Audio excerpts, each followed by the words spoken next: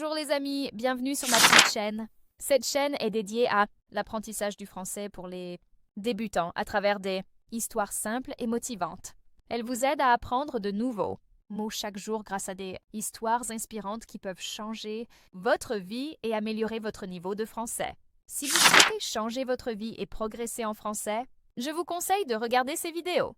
Pour mieux améliorer votre français, écoutez bien la vidéo, puis répétez les phrases lentement, comme dans l'histoire. Si vous avez un problème pour comprendre un mot, vous pouvez activer la traduction afin d'obtenir le sens dans votre langue maternelle. Maintenant, commençons. N'oubliez pas de vous abonner à la chaîne, d'activer la cloche pour recevoir les nouvelles vidéos, de laisser un joli like. Et si vous avez compris, laissez un commentaire gentil. Je m'appelle Leïla. Je suis née dans un petit village loin de la France. Ma famille n'avait pas beaucoup d'argent.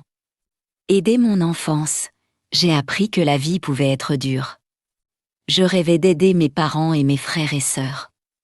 Quand j'avais 18 ans, j'ai décidé de partir en France. Ce n'était pas facile. Je ne connaissais personne là-bas.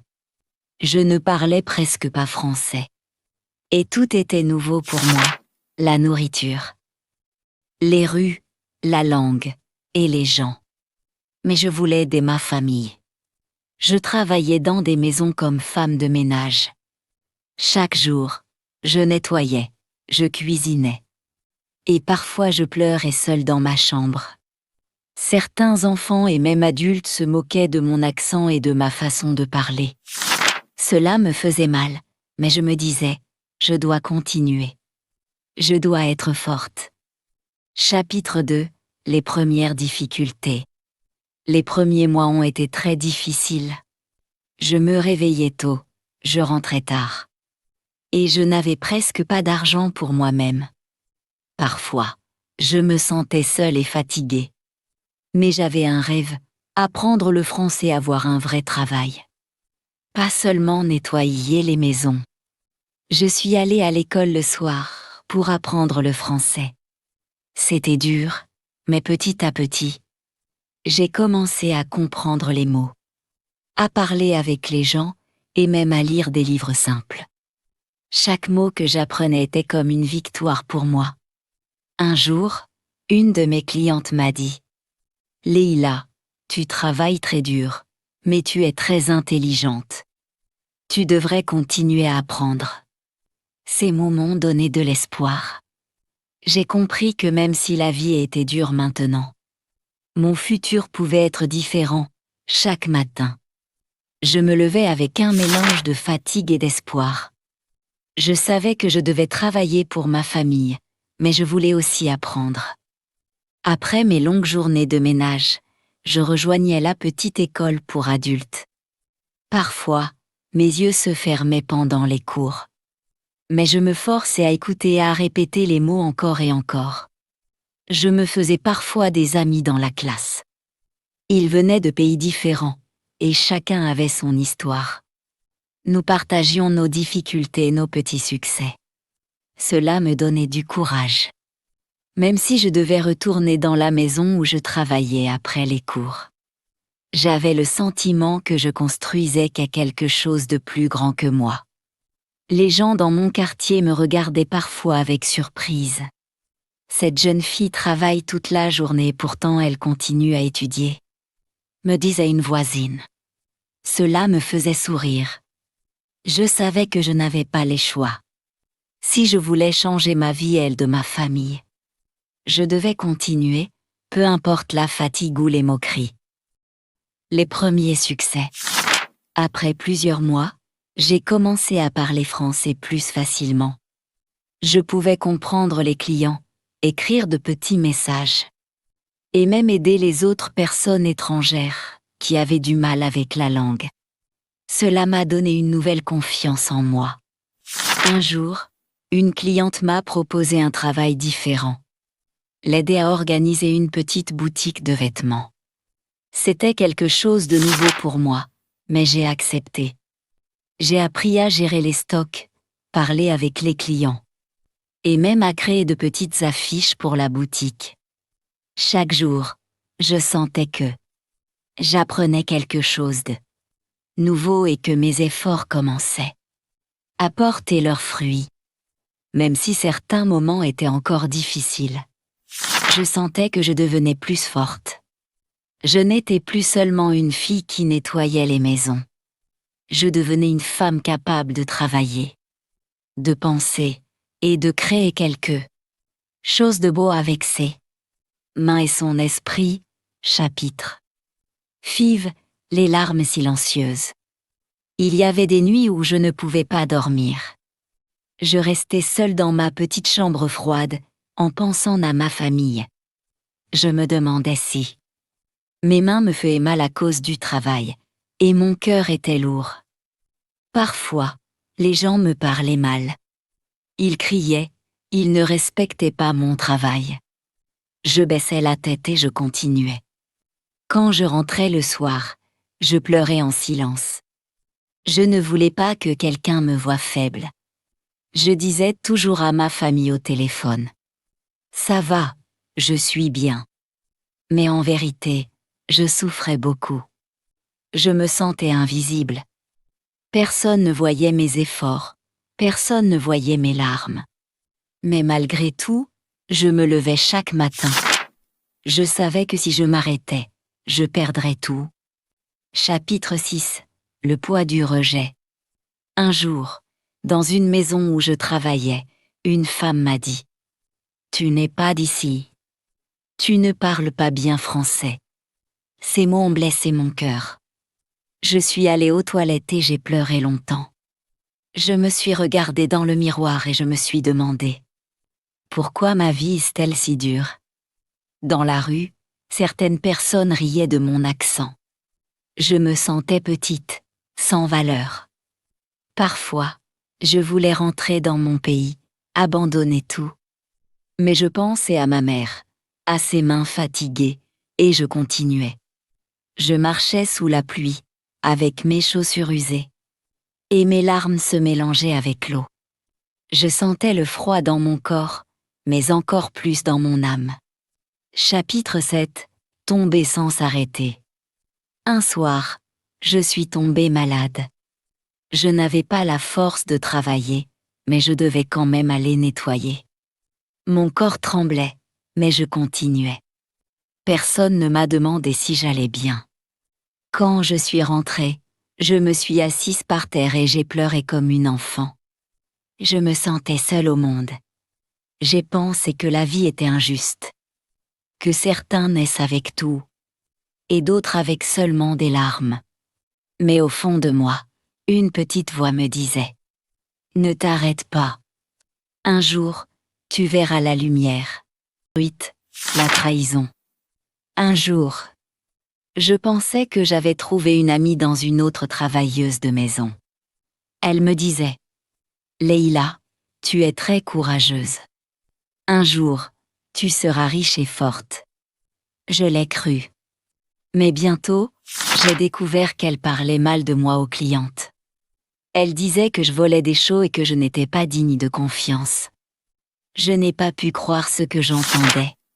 Mon cœur s'est brisé. Comment quelqu'un pouvait trahir une autre personne qui travaille jour et nuit, qui ne demande rien sauf de survivre et aider sa famille?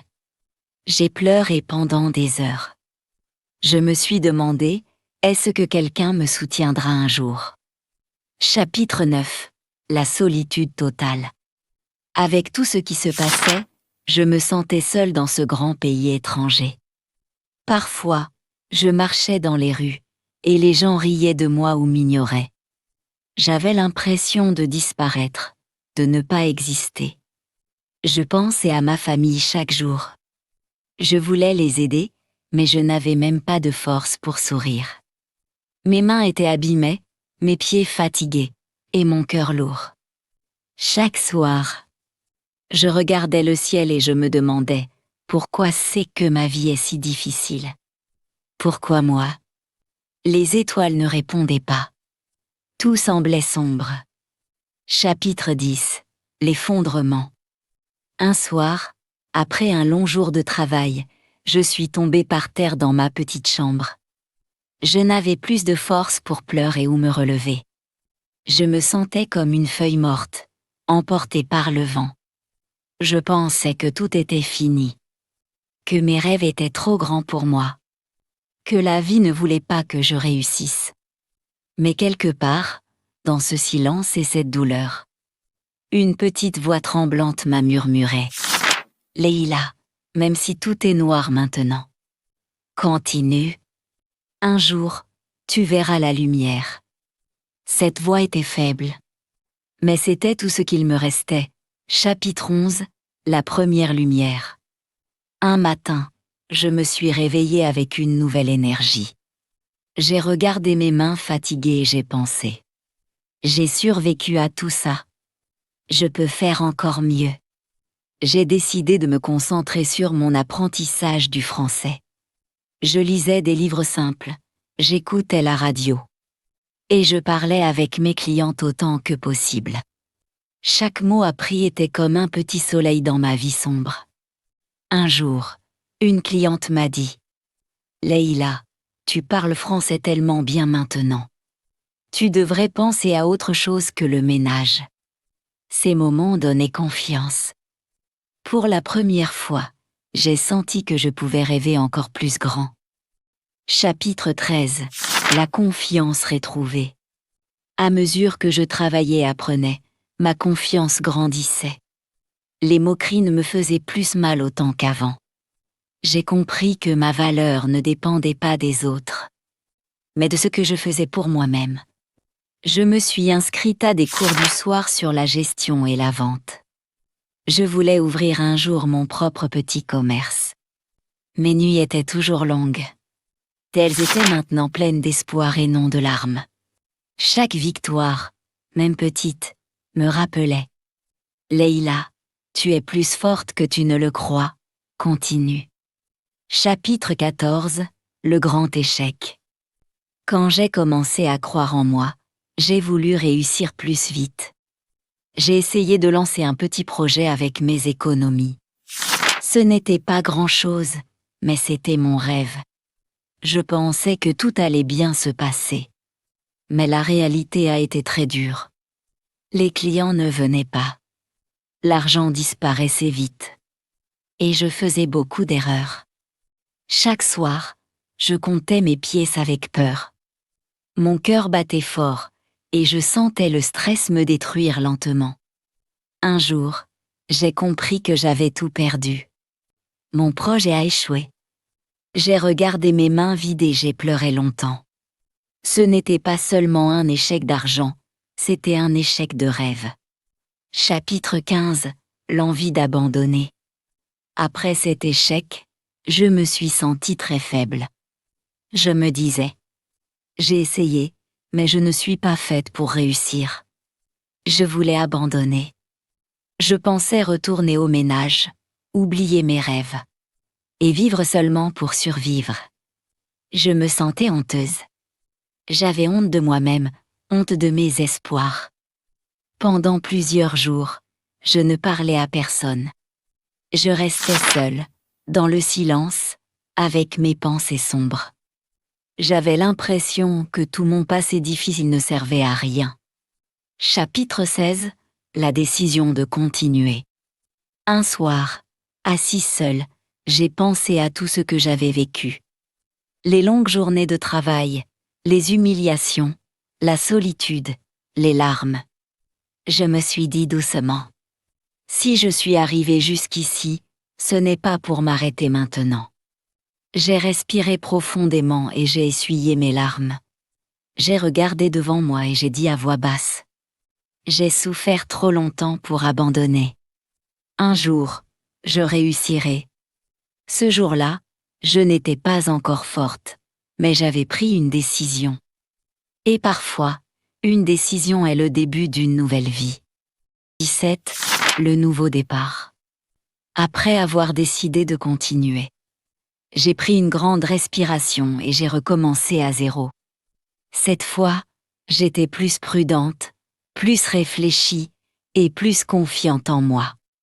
J'ai pris de petites décisions chaque jour, apprendre un nouveau mot français, organiser un produit, parler à un client avec sourire. Chaque petite victoire me remplissait de fierté. Je n'étais plus seulement la fille qui nettoyait des maisons ou qui travaillait pour survivre. Je devenais une femme capable de changer sa vie. Chapitre 18. Apprendre de mes erreurs. Je me souvenais de tout ce qui avait échoué dans mon premier projet. Cette fois, j'ai fait des plans. J'ai écouté les conseils des personnes expérimentées. Et j'ai appris à gérer l'argent petit à petit. J'ai compris que chaque erreur était une leçon. Chaque fois que quelque chose n'allait pas, je me disais: ce n'est pas un échec, c'est une expérience. Cette pensée m'a donné la force de continuer, même quand les résultats tardaient à arriver. Chapitre 19. Les premiers succès vrais. Après plusieurs mois, mon petit projet a commencé à marcher. Les clients venaient régulièrement. Je me sentais fière de moi.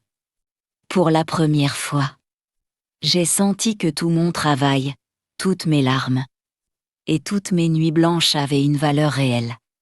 Je pouvais enfin aider ma famille sans stress. Et je commençais à économiser un peu pour mes rêves. Chaque sourire d'un client, chaque merci, chaque mot d'encouragement me donnait encore plus de courage. Chapitre 20. La confiance en moi. Avec le temps, j'ai compris que ma force venait de mon passé difficile. Tous les moments où j'avais voulu abandonner m'avaient rendue plus forte. Tous les jours, je me répétais: si j'ai survécu à tout ça, je peux réussir n'importe quoi. Je n'avais plus peur de parler aux gens, de proposer mes idées, ou de rêver grand. Je sentais que ma vie commençait vraiment. Chapitre 21. La réussite commence. Après des années de travail acharné et d'apprentissage, mon petit projet est devenu plus grand. J'ai ouvert ma propre boutique, avec mes économies et mes idées. Chaque jour, je voyais les résultats de mon travail, des clients heureux, des produits qui se vendaient, et un sourire sur mon visage que je n'avais pas connu depuis longtemps. Je me disais souvent: tout ce que j'ai vécu m'a préparé pour ce moment. Chaque larme, chaque fatigue, chaque échec. Tout cela m'a mené ici. 22. L'indépendance et la force. Avec le temps, j'ai commencé à embaucher des personnes pour m'aider. Je les traitais avec respect et gentillesse, car je savais ce que c'était d'être faible et ignoré. Ma boutique est devenue un lieu où les gens sourient et se sentaient bien. Je n'étais plus seulement la fille qui travaillait pour survivre.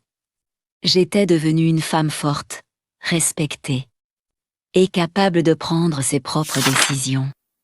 Je savais que je pouvais affronter n'importe quelle difficulté maintenant. Chapitre 23. La richesse et l'accomplissement. Après plusieurs années, mon entreprise a prospéré. J'ai pu aider ma famille comme je l'avais toujours rêvé. Mes parents n'avaient plus à travailler si dur. Mes frères et sœurs pouvaient étudier. Et je pouvais réaliser mes rêves que je n'osais même pas imaginer.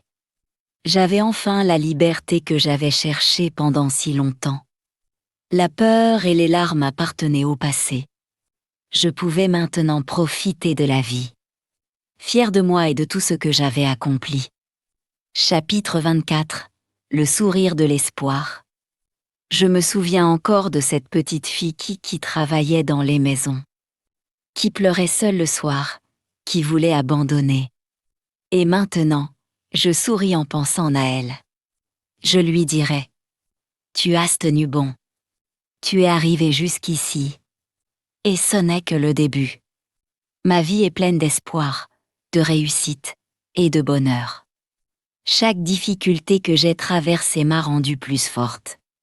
Et aujourd'hui, je sais que tout est possible pour ceux qui croient en eux-mêmes et qui ne s'arrêtent jamais. Chapitre 25. Le message final. À tous ceux qui souffrent, qui travaillent dur, et qui ont l'impression que rien ne va, ne perdez jamais espoir. Même dans les moments les plus sombres, il y a une lumière qui vous attend. Si j'ai pu le faire, vous le pouvez aussi. Je suis Leïla, et ma vie est la preuve que la persévérance, le courage et la foi en soi-même peuvent transformer même les pires épreuves en succès. Bonheur, si vous avez aimé cette histoire inspirante de courage et de persévérance, n'oubliez pas de vous abonner à notre chaîne. En vous abonnant, vous découvrirez encore plus d'histoires émouvantes et motivantes. Vous apprendrez de nouveaux mots en français. Et vous pourrez suivre le parcours de personnages incroyables qui transforment leur vie malgré les difficultés. Cliquez sur s'abonner maintenant et rejoignez notre communauté pleine d'espoir et d'inspiration.